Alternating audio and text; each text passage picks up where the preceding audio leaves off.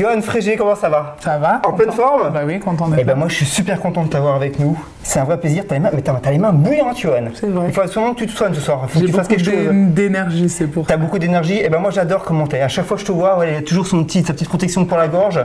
Promis, prochaine interview, je fais pareil parce que je trouve que ça y va bien. On est ravis de t'avoir en tout cas, Johan Frégé. Est-ce que tu as des liens de parenté avec Élodie Frégé? Pas du tout, ou sinon dans nos ancêtres gaulois inconnus. Et donc rien à voir en fait. Oui, et là, par contre, la petite truc, c'est qu'on s'est écrit avec Elodie quand j'ai gagné. Et elle a mis un tweet très très drôle en me disant: j'ai reçu environ 60 SMS pour dire bravo pour ton frère. Sérieux? Oui, oui. Ah, c'est incroyable. En même temps, c'est pas la même orthographe, c'est un homonyme, mais ça se termine avec un T pour toi, et elle, je crois que c'est un E. Tout on est d'accord. Moi, dans The Voice, franchement, je t'ai adoré. C'est gentil. J'ai adoré ta voix. Moi, ce qui m'a le plus frappé la première fois que je t'ai vu, en fait, c'est la manière dont tu interprètes tes titres. Tu chantes pas, tu les vis. Et c'est ça qui m'a vraiment marqué. Tu es peut-être un des premiers que je vois comme ça et qui nous fait vibrer parce que voilà, tu t'empares de la chanson, tu la prends pour toi et voilà, tu la fais vivre, tu nous envoies voyager avec. Ça, c'est inné. Tu as toujours été comme ça ou pas? Oui, j'ai toujours été à fond dedans quand je chantais. Après, ça s'est amplifié au fur et à mesure des années. La confiance? La confiance, absolument. Et la découverte du gospel quand j'avais 15 ans, qui est une musique vraiment où on entre en transe quand on chante. Parce que on se laisse prendre en effet par la musique. C'est pas nous qui faisons la musique, c'est la musique qui nous traverse, et c'est ce que je ressens quand je chante. Je me sens juste un petit instrument et ça passe, ça m'ouvre la bouche et ça chante. Et c'est vraiment comme ça que je le ressens. Moi je sais que tu es rarement stressé, ça se voit, voilà, tu es cool, tu es zen. Tu pratiques la méditation. C'est vrai. Moi ce que je fais pour pas être stressé, j'écoute Papillon de lumière de Cindy Sander. Enfin, on n'a pas du tout les mêmes trucs. Non, ça se rejoint parce que la musique, en quelque sorte, selon comment on l'écoute, c'est comme une méditation.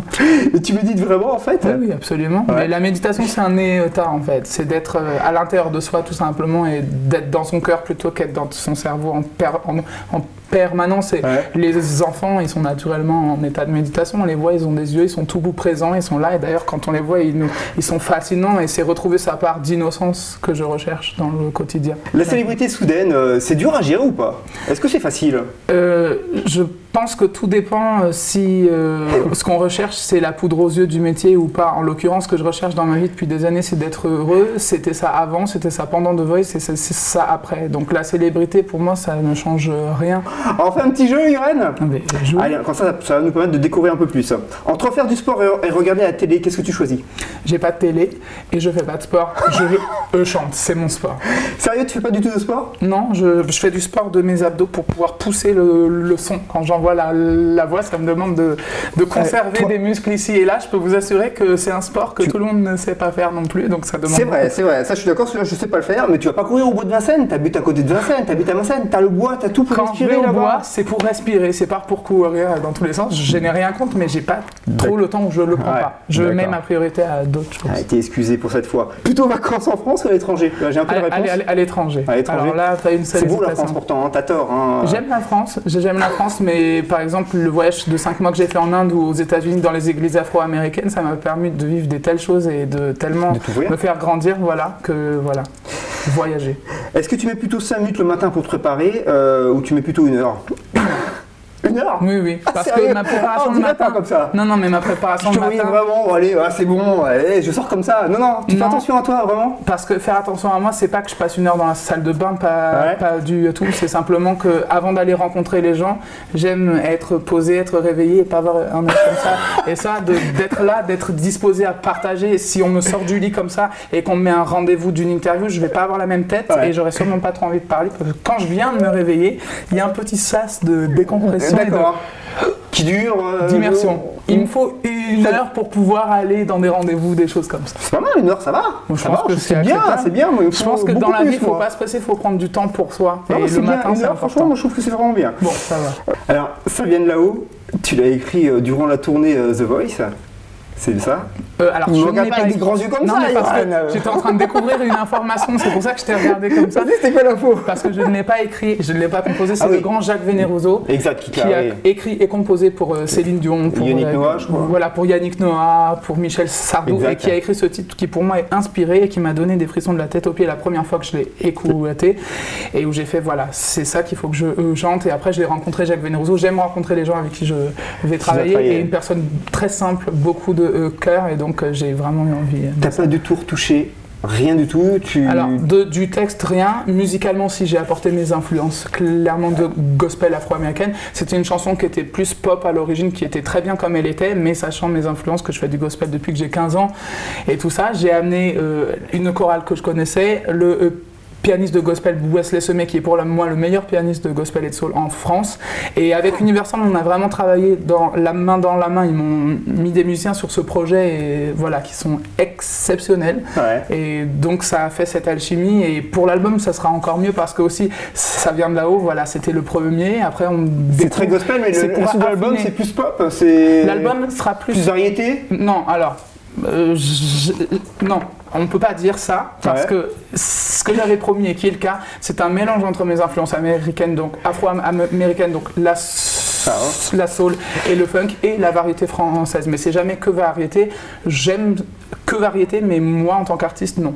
Et les textes, les chansons sont taillés aussi pour la scène, parce que là, gospel, voilà, de la pop, c'est taillé pour la scène. Il y a tant des choses. C'est prévu, c'est prévu. Ouais. Ah mais bien sûr, ça pourrait pas ne pas être prévu. Hein. Moi, c'est la scène, pour moi, c'est le lieu de prédilection. Voilà, c'est là où il se passe plein de choses. J'ai eu la chance de faire mon premier concert à Paris. J'en ai fait beaucoup à plein d'endroits, même hors de France, mais à Paris, le concert, je ne l'avais jamais fait. Le 21 juillet au théâtre du Gymnase, c'était plein, du plus petit au plus grand. Même les mamies dansaient avec des chorés hip-hop au fond de la salle, c'était très drôle. C'est pas fait du hip-hop, mais j'ai fait des trucs funky, des petits trucs comme ça.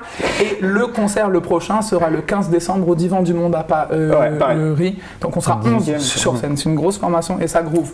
T'as dit une phrase qui m'a fait rigoler, en fait, t'as dit que ton album pourrait être dans Psychologie Magazine. Moi je suis abonné depuis 10 ans parce que je suis bourré de problèmes. Je peux dire des choses très drôles. Ce que je voulais dire par là, c'est qu'il y a des thèmes qui sont profonds. Je parle. J'ai bien compris, j'ai trouvé que c'était bien imagé en plus. Voilà, donc ça apportait un peu de confort. Mais il n'est pas ennuyeux pour autant. Non, mais c'est vrai que ça fait un peu peur, Psychologie Magazine. Psychologie Magazine, personnellement, ne m'ennuie pas, mais c'est vrai que ça peut donner un aspect très sérieux, alors que dans mon album, il y a beaucoup de fraîcheur, de joie et d'innocence. Et Garou sort son album là? Oui, absolument. Vous avez pensé t'as pensé par exemple à aller faire une chanson en duo, pourquoi pas avec lui sur son album, ou vous l'avez évoqué ou pas? Sur cet album, non. Ça aurait pu être sympa? Sur cet album, on n'en a pas parlé, mais on en avait parlé sur un futur projet, c'est éventuel. Ouais, ça aurait été sympa ça. Parce que deux grandes voix comme toi et Garou, j'imagine. Moi j'aime partager, donc voilà, absolument. Si ça pourrait donner, ce serait superbe.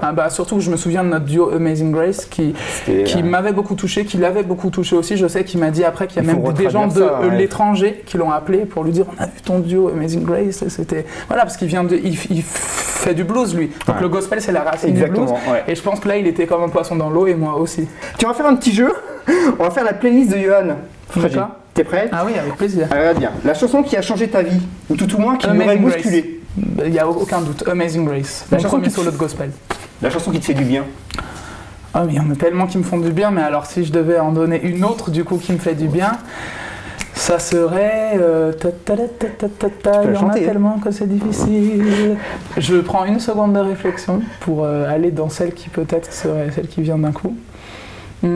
C'est... Une chanson qui me fait beaucoup de bien, c'est How I Got Over de Aretha Franklin, qui n'est pas connue, qui est un gospel. How I got over, you know my soul. Look back and wonder how I got over. Et ça parle de comment j'ai transcendé les obstacles. Okay. Est-ce qu'il y a une chanson qui te fait pleurer? Une chanson qui me fait pleurer, Vol de Céline Dion est une chanson qui m'a fait pleurer, c'est pour ça que je l'ai repris pendant les missions. Et une autre chanson qui en anglais c'est Summertime d'Ella Fitzgerald et de Louis Armstrong. Summertime and the living is easy. C'est les champs de coton, c'est la transcendance du peuple afro-américain pour toutes les épreuves et ça me touche. Je pense qu'en tant qu'être humain, ça nous concerne tous en fait, se transcender. Alors tiens, on va faire un petit jeu. Juste avant, je te poser une question. Tu as dit qu'il y avait avait certains médias qui avaient déformé tes propos, en fait. C'est vraiment vrai, en fait. C'est vraiment vrai, 200%. C'est l'histoire avec Olympe, en fait, parce que ça m'étonne de toi, ça. C'est douloureux, en fait. Voilà, c'est l'histoire du tacle, entre guillemets, avec Olympe. Voilà. Ouais, ça peut pas être toi. Bah non, c'est pas moi, parce que je suis pas là pour tacler qui que ce voilà, soit. donc la presse dit des bêtises. Alors on va faire un petit jeu justement, et c'est vrai que la presse dit des bêtises. Je vais te dire des propos que tu as dit à la presse, et il y en a un qui est faux, un qui est vrai, tu vas deviner celui qui est le vrai, que tu as dit. Mathieu Delormeau a laissé entendre que tu n'étais pas aimable. Tu lui as répondu oui, il est comme Garou, il est toujours de mauvaise humeur, ou alors tu lui as répondu alors oui, ça ne fait pas de peine, au contraire, c'est le meilleur compliment qu'il m'a fait. C'est la deuxième, oui, ça ne me fait pas de peine, c'est le meilleur compliment qu'il m'ait fait. Exact. Pour dire que je ne sais pas trop quels sont ses goûts, parce que si quand on est gentil avec lui et qu'on respecte sa dignité, on est son plus mauvais invité, c'est inquiétant. Exact. À la question l'album sera de style gospel, tu as répondu non, je me lance dans le rap comme Joe Star, ou tu as dit oui, il sera entre soul et variété. J'ai dit la deuxième, oui, il sera entre soul et variété, bien que je n'ai rien contre le rap et contre Joe Star, ni contre qui que ce soit d'ailleurs. À la question après ta victoire à The Voice, tu disais ne pas vouloir que l'album soit bâclé. Si tu étais satisfait, tu as répondu que non. Ma maison de disques m'a forcé à le sortir très vite et je tenais à le souligner, ou oui, il est parfaitement accompli. Oui, il est parfaitement accompli, mais ça m'étonne d'avoir dit oui, il est parfaitement accompli. Parce non, que ça c'est moi qui l'invente ça. Ah voilà. Ah, tiens, je me souviens bien de ce que je dis. Hein. Ça serait me vanter que de dire ça, et ça je peux pas. Tu parais comme ça trop calme, trop gentil, pousse un coup de gueule sur le thème de ton choix. Eh bien, je pense que les gens qui pensent que je suis trop calme et trop gentil, peut-être ne m'ont pas vu quand je chantais.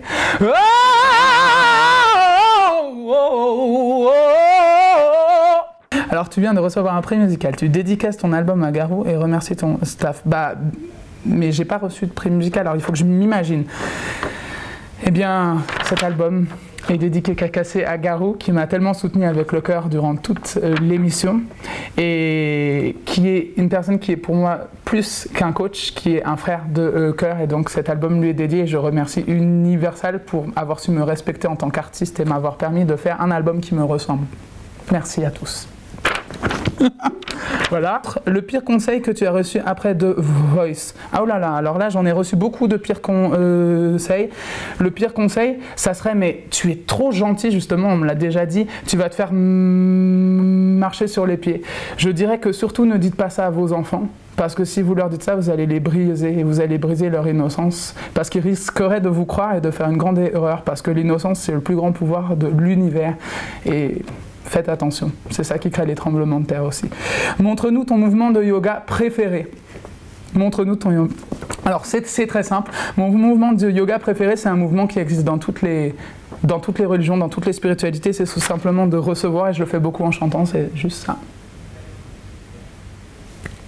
L'interview faite par Lionel Durel était nulle. Tu peux désormais te venger. Alors, désolé pour monsieur Lionel Durel, puisque je ne sais pas qui il est, mais je le respecte parce que j'aime tous les êtres humains. Et je peux désormais me venger, sûrement pas. Voilà, je lui souhaite une bonne route. Et chacun sa route, chacun son chemin. Passe le message à ton voisin. Oh oh. Je vous aime tous, merci de m'avoir soutenu durant toute cette aventure, et je vous espère au rendez-vous pour mon single Ça vient de là-haut. N'hésitez pas à passer le mot qu'il est sorti, et pour mon album qui sortira en janvier 2014. Merci et à bientôt au concert le 15 décembre au Divan du Monde à Paris. Un tribute au rhythm and blues et à la soul. Il y aura du Aretha Franklin, du Stevie Wonder et un invité spécial sûrement de Voice saison 1 qui sera là. À très bientôt. Au revoir.